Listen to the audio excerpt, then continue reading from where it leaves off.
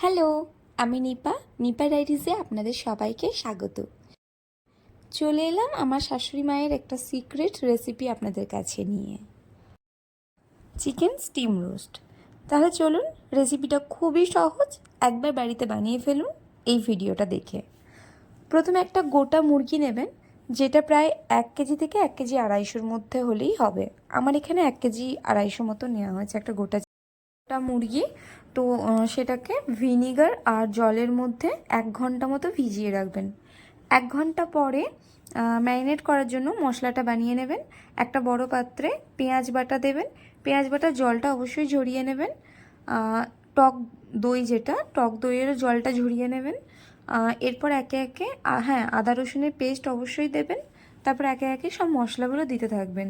নুন, ধনে গুঁড়ো, জিরে গুঁড়ো, হলুদ, লঙ্কা গুঁড়ো, গোলমরিচ গুঁড়ো, গরম মশলা, চাট মশলা, পুদিনা পাতা ও ধনে পাতার পেস্ট দিয়ে দেবেন।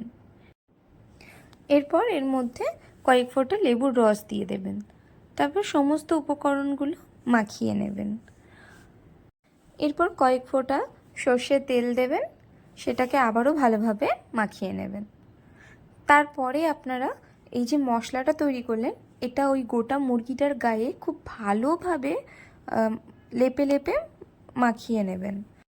মুরগির ভিতরে যেন পুরো মশলাটা ঢোকে সেদিকে নজর দেবেন। মুরগিটা ম্যারিনেট হয়ে গেলে আপনারা প্রায় 10 থেকে 12 ঘন্টা মতো রেস্টে রেখে দেবেন। ফ্রিজের মধ্যে অবশ্যই রাখবেন। দুপুরে খেলে রাতে করে রাখবেন ম্যারিনেটটা, আর যদি রাতে খেতে চান তাহলে সকালে ম্যারিনেট করে রেখে দেবেন। এখানে আপনাদের একটা কথা বলে রাখি, আমার ভিডিওগুলো যদি আপনাদের ভালো লেগে থাকে তাহলে আমাকে কিন্তু অবশ্যই লাইক, শেয়ার ও কমেন্ট করবেন। এবং হ্যাঁ, আমাকে সাবস্ক্রাইব করতে ভুলবেন না। সাবস্ক্রাইব করার পর বেল আইকনটা অল করে দেবেন, তাহলে সমস্ত নোটিফিকেশন আপনারা পেয়ে যাবেন। আচ্ছা, এরপর আমরা মুরগিটার ওপরে লাল লঙ্কা গুঁড়ো, গোলমরিচ গুঁড়ো, চাট মশলা,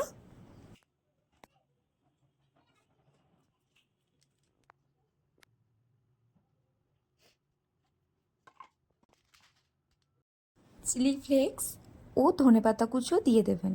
এতে স্টিম করার সময় ও রোস্ট করার সময় ফ্লেভারটা খুব সুন্দর আসে।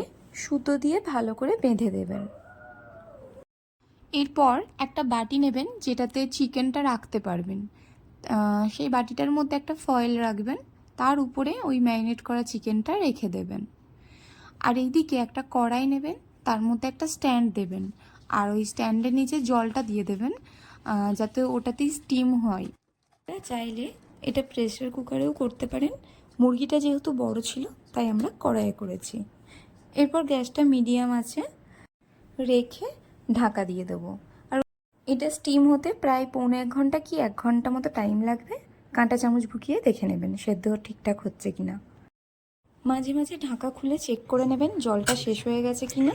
তাহলে আবার মাঝে মাঝে জলটা কড়াইয়ের মধ্যে দিয়ে দেবেন। এরপর কড়াইয়ের মধ্যে অল্প তেল দিয়ে গোটা মুরগিটাকে ফ্রাই করে নেবেন। ফ্রাই বলতে জাস্ট এপিট ওপিট, জাস্ট 5 থেকে 10 মিনিটের মধ্যে এটা রেডি হয়ে যাবে। বাস, এরপরে সার্ভ করে নিন পেঁয়াজ, কাঁচা লঙ্কা আর সস। বাস, জাস্ট একবার আপনারা ট্রাই করে দেখুন। এটা মুখে দিলে আপনি দ্বিতীয়বার অবশ্যই বানাবেন, আর আমাকে কমেন্ট করে কিন্তু অবশ্যই জানাবেন।